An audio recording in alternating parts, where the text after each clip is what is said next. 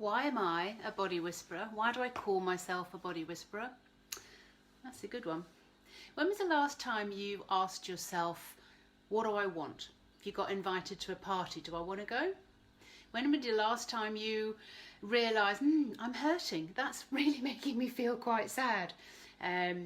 You maybe talk to your body, but if you do, maybe the most things that you say are sort of like give your body orders, like lose weight, get healthy, feel better. Most of the time, you know, you're not understanding that you're complaining. Why are you always doing this to me? The way we talk to our body, we would never, ever talk to our best friend. We would never talk to our partner. We would never talk to our children, our pets in that way. But we think it's okay to talk to ourselves like that. And your body feels everything. She feels everything, and every single word that you say carries energy. Most of the time it's, come on, we've got somewhere to be, chop chop, people to meet, places to go, money to earn. Your body can be your best friend or your worst enemy. The messages that are coming through your body that I hear as a body whisperer are messages like a friend would send you a text, or a friend would send you an email, or a friend would send you a WhatsApp or a video or something like that, and you'd probably respond. But you're not responding to what your body's saying to you. And I pick that up. And when I walk past somebody or when I meet somebody, their soul is saying, help them listen, SOS, help, I'm crying for help here. And the messages that come from your soul, they're just pointing you in the right direction. I wasn't always listening to my own messages from my soul. I wasn't always listening to my own intuition. No siree, absolutely not. I was the one numbing those out with a big packet of crisps, or standing in the kitchen eating crisps, or overeating, overworking. How are you, Fiona? Oh, busy, busy, busy. Didn't want to stop and listen at all. It's taken me a long time to stop and listen and pause, and that's why I teach other people how to do that. Not so much that I'm here to teach you, I'm here to love you. I'm here to help you love yourself, so that give yourself the time and the permission to go to the beach, to go to the woods, to sit by the river, to do the things that you want to do, because your soul just wants you to be happy. She's here just to let you experience all the great things that are available for you on this planet, in this lifetime. But we've been educated out of intuition. We've been, get on the work treadmill, get on the housing ladder, have kids, have a relationship. This is serious. We need to be sensible. When was the last time you were silly? When I'm with ladies, I'm teaching them how to be silly, how to look at things from a child's perspective, how to look at things in a completely different way. I'm not here to teach you. I'm here to love you. Help you love yourself and teach you actually what love is. Unfortunately, when we try and stop all the painful feelings coming through, all the hurts, all the sadnesses, all the abandonments, all the rejection, all the judgments and criticisms, when we try and stop those things coming through, we also stop the amount of love that we can receive, the amount of joy, the amount of fun. I feel it. I feel that people are absolutely terrified of feeling, because feeling would mean it's going to hurt. So why am I a body whisperer? To help you understand the messages from your body, to give you the best experience you can possibly have in a physical body. I was ignoring my messages. Oh my God, I was ignoring my messages. Oh yeah, well, I'll just get up and do body and force a diet on myself, or force something else on myself, or do lots of exercise, or those kind of things like, come on body, get in shape. But she refused.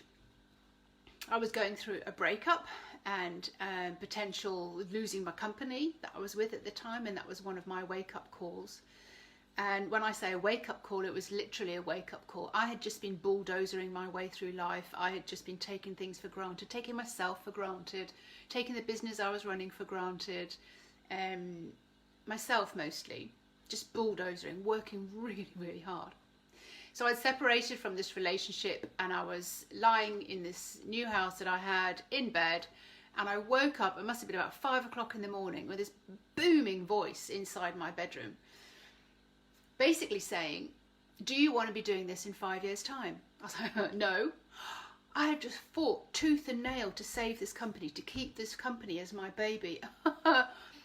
Then what? The voice came again. Do you want to be doing this in 3 years' time? No, I don't. It doesn't fulfill me. Gosh, I said no, and I've just been trying to hold on to this company for love and money. Do you want to be doing this in 1 year's time? Hell no. No, I don't want to be here, living this life, trying to put my life back together in 1 year's time. No, this is not for me. I'm fed up of mediocre. I'm fed up of working so hard. Even though the company was really earning me a lot of money, it was just not fulfilling me. With that, I did a massive turnaround. I went traveling around the world for a year. South Africa, Thailand, Australia, New Zealand, Fiji, did all sorts of different things. And I went with the flow, and I met my soul, and I understood what was going on and what I'd been blocking and what I'd been not allowing myself to experience. And this is what I bring. I got obsessed with food because overeating had been one of my things. So I just thought, oh right, okay, it's to do with emotional eating. Went down that whole route of detoxing, raw food, health. It brought an awful lot of awareness to me about my body, brought an awful lot of understanding consciously about what I was doing to my body. And it cleared the channel, absolutely cleared the channel for more of my intuition, body whispering to come through. So I'm not regretting that huge phase of my life when I was a detox diva, understanding about nutrition and how it affects the body. But you see, I was using something to keep the soul down. I was using overworking, keeping busy, even obsessing about healthy food was still something that took up my time and energy, that pushed my soul away. I've seen women lose 10 dress sizes, get back in touch with their soul, understand what's going on, why was that relationship like that, seeing the soul intervention everywhere. One lady, arachnophobia was one of the things that came up, and she just, after our session, she looked 10 years younger, because she thought, that's why that was coming up, that's why all these spiders were just bugging me. She was sending me text messages going, oh my God, Fiona, I think I'm going to burn the house down. I'm just so, like, these spiders are everywhere. And I'm like, yes, because it's something that you really need to deal with. Don't need to be that frightened. And now she can pick up a spider and put it outside. 10 years younger she looked. Another lady had massive problems with her mother. We sorted that out, and again, she's 10 years younger, understanding what her body was sending her all the time, what her soul was saying. We can stand up for ourselves. We can do this for ourselves. People are terrified of feeling the same as I was. It's like, oh no, I don't want to go there. I don't want to look at it. Oh, I'm terrified.